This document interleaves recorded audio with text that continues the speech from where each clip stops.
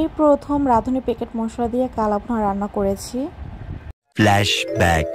আসসালামু আলাইকুম এভরিওয়ান, আশা করি সবাই ভালো আছেন। আলহামদুলিল্লাহ আমরাও ভালো আছি। রাঁধুনির প্যাকেট মশলা দিয়ে এই প্রথম কালাভুনা করেছি। আর এখানে আমি 1 কেজি গরুর মাংস নিয়েছি। মাংসগুলো ছোট ছোট পিস করে নিয়েছি, আর একটু চর্বিযুক্ত মাংসগুলো নিতে হবে। তো এখানে হচ্ছে আমি মাংসগুলো সুন্দর করে ধুয়ে একটু পানিগুলো ঝরিয়ে নিয়েছি যতটুকু পেরেছি। 2 চামচের মতো টমেটো সস, 2 চামচের মতো সয়া সস দিয়ে দিয়েছি, 4 চামচের মতো হচ্ছে আমি আদা রসুনের পেস্ট।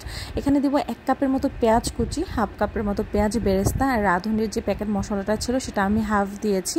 এই রাঁধুনি প্যাকেট মশলাটা হচ্ছে 2 কেজি কালাভুনা করার জন্য, মাংসের কালাভুনা করার জন্য।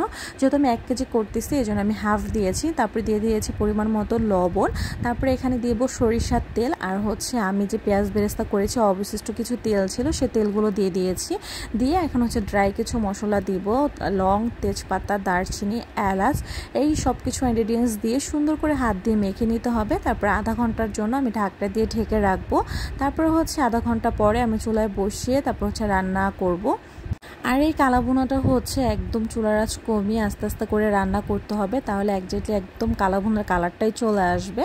তো এই যে আমি হচ্ছে একটু পরপর নেড়ে দিচ্ছিলাম, অনেকটাই পানি ছেড়ে দিচ্ছিল। এই পানিতে আমি অনেকক্ষণ রান্না করব, একটু পরপরই হচ্ছে ঢাকনা তুলে নেড়ে দিতে হবে, তারপর ঢাকনা দিয়ে রাখতে হবে। এরকম করে প্রায় আধা ঘন্টা 1 ঘন্টা এরকম করেই রান্না করেছি। তারপরে দেখেন মাংসের কালারটা মাশাআল্লাহ কি সুন্দর চলে আসছে। আর আমার কাছে এই কালারটা অনেক বেশি ভালো লাগছে, মনে হচ্ছিল এখনই আমি খেয়ে ফেলি। তো যাই হোক, যেহেতু কালাভুনা করতেছি একদম একজাক্টলি কালাভুনা কালার চলে আসলে তারপর হচ্ছে খাওয়া দাওয়ার পালা চলবে। তারপর হচ্ছে দেখেন মাংসটা সুন্দর করে কষানো হয়ে গেছে, তেলও উপরে উঠে আসছে। এখন হচ্ছে আমি এখানে গরম পানি দিয়ে দিব।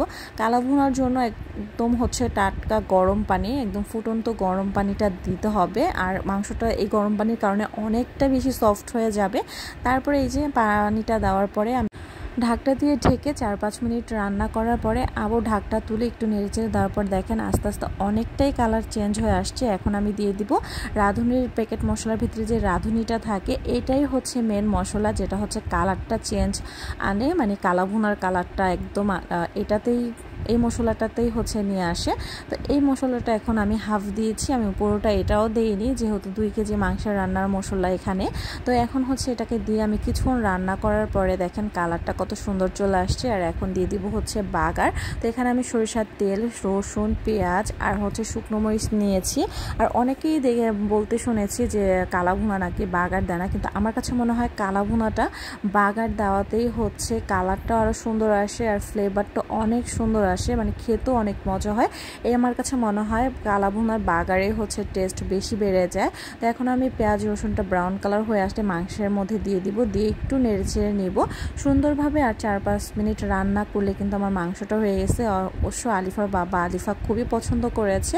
ভিডিওটা ছিল এই পর্যন্তই। আল্লাহ হাফেজ।